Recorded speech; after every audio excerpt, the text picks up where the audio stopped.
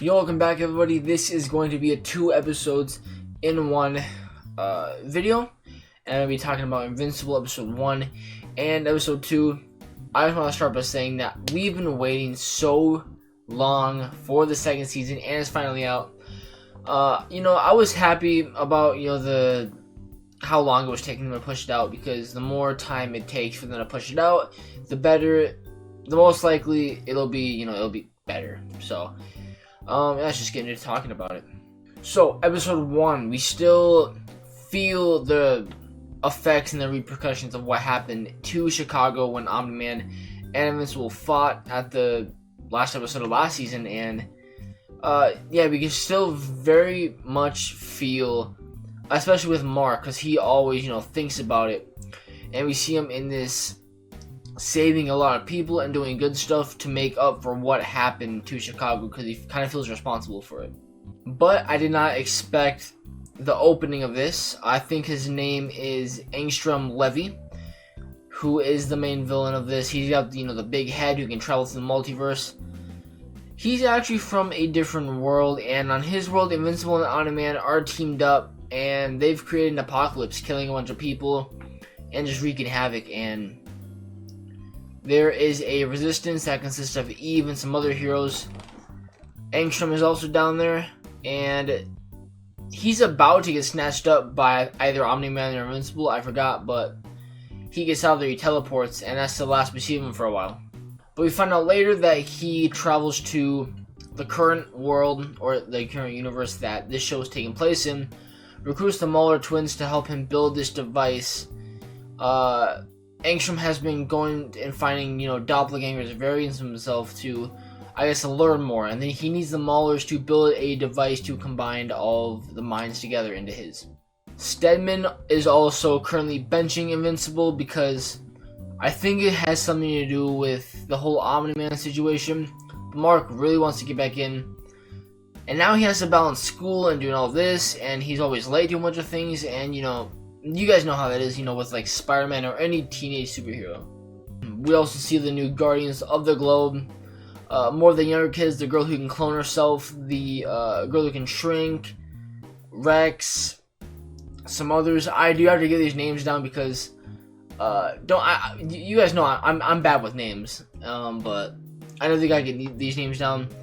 But yeah, they were seen, helping the city, defending it. But as you know, with most superheroes, helping the city kind of destroys it a little, collateral damage and all that. But Stedman finally lets Invincible help because of, Angstrom and the Muller twins. They are building something under the city, the device that, will combine all the minds into one. Invincible stops it. It blows up, killing all of his variants, and I think it kills one of the Muller twins, which I'm kind of upset about because they were one of my favorite parts about Invincible. I just love them. And we see Levy. It worked, and all of the minds are in one, and he has a massive head like Megamind. And now he wants to kill Invincible for what he's done. And I think that I cannot wait to see them fight. I'm guessing it's the finale, unless they're gonna do like a switch. But that's very hype to see. Still as gory as ever, a lot of blood, nothing really changed with that part for the season. So Invincible episode 2 of season 2 just dropped, and once again, it was a really good episode, and we're going to get into it, talk about it a little bit.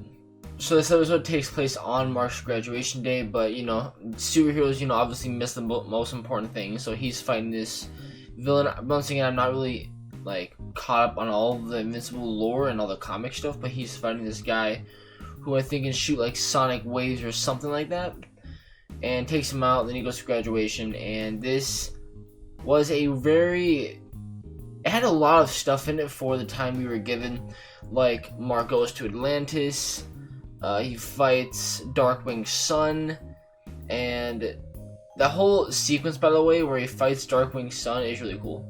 See, Invincible gets put on this mission, and there's like this kind of like Wanda's Hex in WandaVision. He enters, and it's like the sky is red, and it's just very different, like very dark. And then he goes out of it, and bright blue skies, everything is just perfect. So he goes in, finds Darkwing's son there, and his son kind of has like this like vendetta against Invincible because his dad kills his dad.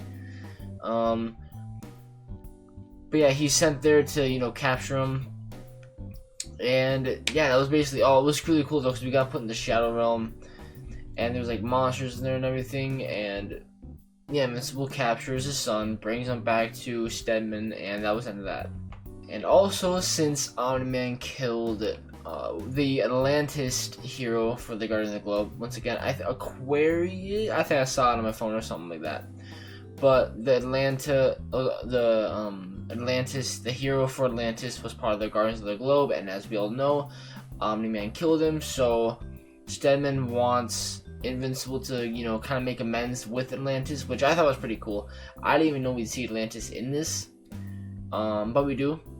And Stedman said that you have to marry the queen or something in order to make amends, which is kind of weird, but Invincible goes down there to realize that they changed their ways and they don't really do that anymore, but instead they have a trial of combat, and Mark has to fight this massive beast. And he realizes that I'm okay, I'm not gonna fight this guy, so he leaves. But the beast breaks loose and starts killing innocent like fish and all that, the citizens of Atlantis. Mark goes down there, KOs his ass, and then they make amends due to Invincible saving their lives. So that's that. Once again, I thought it was really cool how they implemented Atlantis into this, because once again, didn't think we'd see that, but we did, which is pretty cool. We end this episode with the evil Invincible, that universe. Invincible's like locked up on this like big thing, and Angstrom is talking to him, and once again, we need more of Angstrom because I need to know what happens with that guy. Like I know he obviously gets a big head, all the minds of his variants or whatever, but I want to see that fight if they do fight. Once again, I'm not really sure what happens in the comics, but I definitely gotta get some of those Invincible comics. I feel like. Or maybe just get surprised in the show. I'm not sure yet. But yeah, that really is the only thing that happens at the end. This whole show.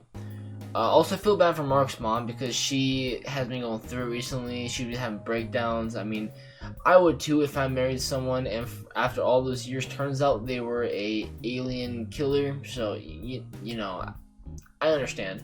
Mark has been going through it. He's been going through it as well though. I feel like he's getting more distant from his friends because of everything that's happened with Chicago and his dad. And I really hope that everything goes well with Mark, because I 100% think that there will be some character deaths this season that will determine the path of certain other characters, and I'm not ready for that. But yeah, tell me what you guys thought of this down below, because once again, another good episode. I'll be back next week for another review of the third episode. Not really sure what that is going to consist of. Maybe we'll get some more Angstrom, or maybe more of the other Earth. And we'll also get more of even her parents, because we saw that in this episode as well. And yeah, I like the whole story. I like how every character has different stories, because I don't want it to feel the same, and it doesn't feel like that at all. It feels like everything's, it feels like everything's different and not really, once again, the same. So I do appreciate that about this. So yeah, once again, comment down below, and don't forget to like and subscribe as well. This was a really short one because, well, I did talk about like every main point in this episode, and once again, Atlantis was cool. Darkwing's son was cool. And there's some cool other things. So, hell yeah. But yeah, like and subscribe. Thank you all for watching. Peace.